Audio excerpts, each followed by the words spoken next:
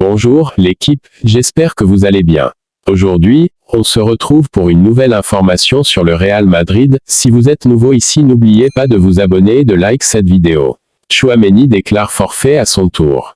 C'est la journée des blessures pour le Real Madrid. Ceballos, Mendy, et maintenant Tchouaméni.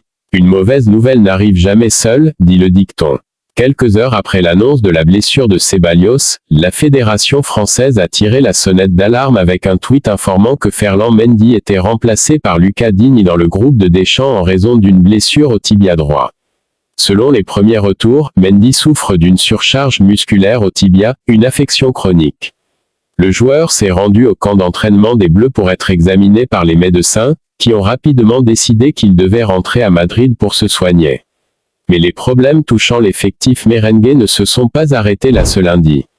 Aurélien Tchouaméni a lui aussi été contraint de déclarer forfait avec sa sélection, cette fois en raison d'une blessure au pied gauche.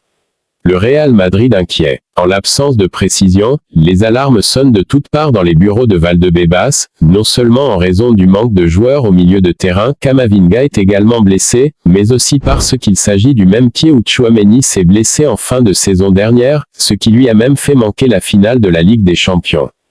Si le retour de Mendy à Madrid ne semble être qu'une mesure de précaution, la presse espagnole annonce qu'il sera vite remis. On ne connaît en revanche pas encore la gravité de la blessure de Tchouaméni, qui doit encore être évaluée par les médecins du club à son retour. Il n'empêche que le milieu de terrain est le secteur le plus touché par les blessures ces dernières semaines, Tchouaméni rejoignant Bellingham, Camavinga et Ceballos à l'infirmerie. La saison dernière, le Français s'était blessé au même pied et avait manqué 16 matchs au total entre le Real Madrid et l'équipe de France. Le penalty sur Vinicius. C'est lui qui frappe le gardien. La légende du foot néerlandais a vivement critiqué l'arbitrage du match Real Betis. L'ancien joueur estime que le penalty sur Vinicius n'aurait jamais dû être sifflé. Le Real s'est imposé ce dimanche 2-0 face au Betis, grâce à un doublé de Mbappé en seconde période. L'équipe d'Ancelotti a une fois de plus montré de grandes difficultés à se créer des occasions et à ouvrir le score, mais la libération est finalement venue d'une passe géniale de Valverde pour Mbappé, qui a marqué son premier but en Liga sur cette offrande. Quelques minutes plus tard, le Français a signé un doublé en venant transformer un penalty obtenu par Vinicius. Ce dernier a laissé son nouveau coéquipier le tirer. Ce penalty survenu suite à un contact entre le gardien et un Vinicius en pleine course fait débat en Espagne. Alors que le Bernabéu et les Madrilènes avaient déjà réclamé deux penaltys, l'un à la suite d'une main de Diego Llorente et l'autre pour un tacle qui a fait tomber Ceballos dans la surface, l'arbitre a finalement dû faire appel au VAR avant de siffler la chute de Vinicius. Mais tout le monde n'est pas d'accord avec l'arbitre et son interprétation des images du VAR.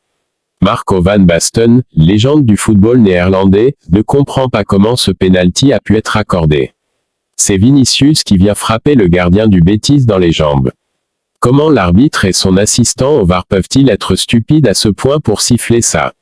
C'est un exemple typique qui montre que les personnes au VAR n'ont jamais joué un match. Si c'était le cas, ils le sauraient, s'est agacé Van Basten. L'entraîneur du Real Betis, Manuel Pellegrini, c'est lui aussi plein de la décision de l'arbitre après la rencontre. Il restait encore 15 ou 20 minutes pour essayer d'égaliser. Mais le VAR est intervenu, c'était prévisible. C'est le même arbitre qui a décidé dans un autre match avec nous qu'une action comme celle-là n'était pas un penalty. Vinicius plonge alors que le ballon est parti. Avec ça, le match a basculé du côté du Real Madrid, a déclaré le Chilien. Une légende du Real Madrid va retrouver Cristiano Ronaldo. Al-Nasr, l'un des clubs phares de la Pro League saoudienne, traverse une période délicate après un début de saison décevant. Malgré la présence de superstars comme Cristiano Ronaldo et Sadio Mané, l'équipe peine à se hisser au sommet de la compétition nationale. Face à cette situation critique, le conseil d'administration envisage des mesures audacieuses, avec Sergio Ramos en tête des priorités pour renforcer la défense. Le défenseur central espagnol, champion du monde et d'Europe avec l'Espagne et vainqueur de nombreux titres avec le Real Madrid, est vu comme un atout majeur pour stabiliser la ligne arrière d'Al-Nasr. Son arrivée pourrait non seulement solidifier la défense mais également marquer un coup fort contre des rivaux comme Al-Hilal et Al-Ittihad. Cependant, la signature de Ramos n'est pas encore garantie. En parallèle, la Major League Soccer (MLS) se montre également intéressée par les services de Ramos qui semble attiré par la perspective de jouer aux États-Unis. Le choix du défenseur est donc encore en suspens, et les prochaines semaines seront cruciales pour déterminer s'il rejoindra Al Nassr ou s'il cherchera une nouvelle aventure en MLS. La décision finale pourrait influencer considérablement le cours de la saison pour le club saoudien.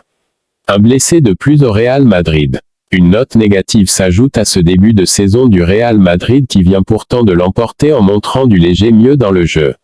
Le Real Madrid a fait un pas en avant dimanche soir comme l'a dit Carlo Ancelotti car du mieux a été noté au-delà du succès.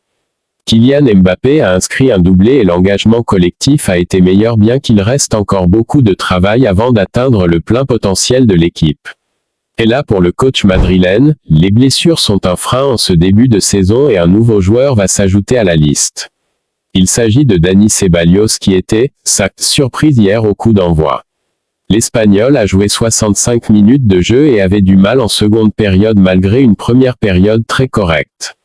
Après les examens réalisés aujourd'hui sur notre joueur Dani Ceballos, il a été diagnostiqué une entorse de grade 3 avec atteinte des ligaments de la cheville droite.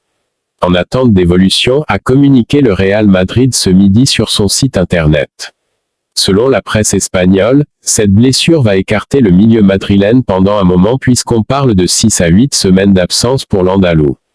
Un nouveau coup dur pour le coach italien déjà privé d'Eduardo Camavinga et Jude Bellingham dans l'entrejeu. Les deux joueurs devraient revenir assez vite après la trêve internationale mais seuls Modric, Tchouaméni, Valverde et Güler sont disponibles pour jouer au milieu en l'état et c'est un déplacement à la Real Sociedad qui attend les merengues après la trêve.